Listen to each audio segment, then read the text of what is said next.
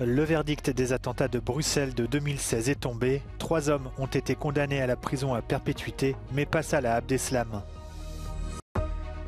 En Libye, les secouristes s'activent à la recherche de survivants après des inondations dévastatrices. L'aide internationale commence à arriver sur place. L'UE lève l'interdiction de l'importation de céréales ukrainiennes mise en place dans 5 États membres, décision contestée par la Pologne, la Hongrie et la Slovaquie. Le verdict des attentats de Bruxelles de 2016 est tombé. 3 hommes ont été condamnés à la prison à perpétuité. Oussama Attar, présumé mort en Syrie, Osama Krayem et Bilal El Marouri. Concernant Salah Abdeslam et Sofiane Ayari, la cour d'assises a renvoyé à une précédente condamnation, 20 ans de prison pour une fusillade avec des policiers, et n'a pas voulu prononcer de peine supplémentaire. Salah Abdeslam a déjà été condamné à la perpétuité incompressible en France pour son rôle dans les attentats de Paris de 2015. Mohamed Abrini, surnommé l'homme au chapeau, a lui été condamné à 30 ans de prison. Il avait accompagné les 2 djihadistes morts en kamikaze à l'aéroport de Bruxelles le 22 mars 2016.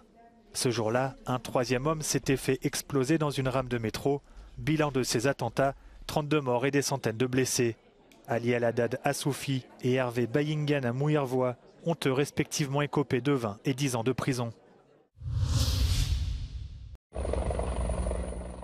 En Libye, secouristes et volontaires s'activent à la recherche de milliers de personnes portées disparues dans la ville de Derna après des inondations dévastatrices. Dans ce pays plongé dans le chaos depuis plusieurs années avec 2 gouvernements rivaux, difficile d'établir un bilan humain.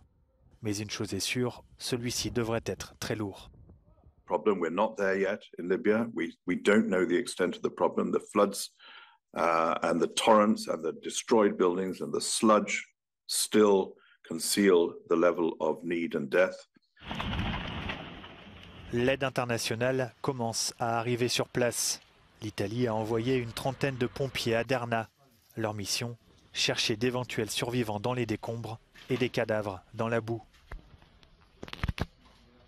Unfortunately, most of these people might have deceased and are still buried under the mud or have been swept into the sea.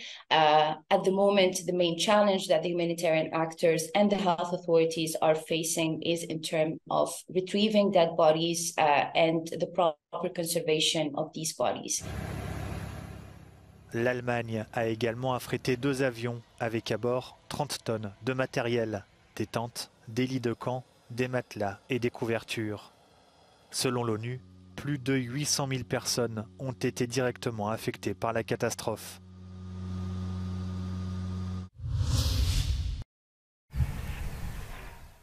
Un nouveau bras de fer en vue dans l'Union européenne au sujet des céréales ukrainiennes.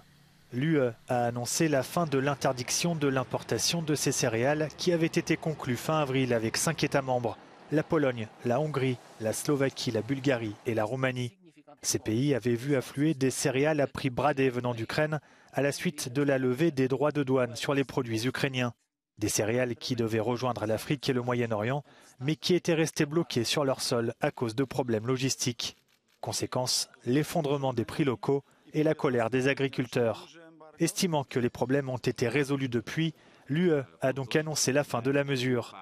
Mais la Pologne, la Hongrie et la Slovaquie ont décidé de maintenir l'interdiction de l'importation de céréales ukrainiennes sur leur territoire. En réaction, l'Ukraine, qui s'était félicitée de la décision de l'UE, a menacé de saisir l'Organisation mondiale du commerce.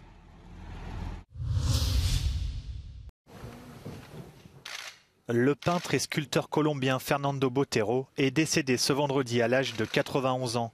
Considéré comme l'un des plus grands artistes du XXe siècle, il s'est fait connaître pour ses personnages aux formes voluptueuses et ses sculptures gigantesques.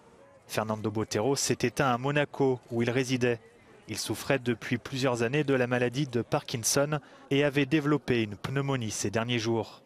Il laisse derrière lui une œuvre monumentale de plus de 3000 tableaux et 300 sculptures.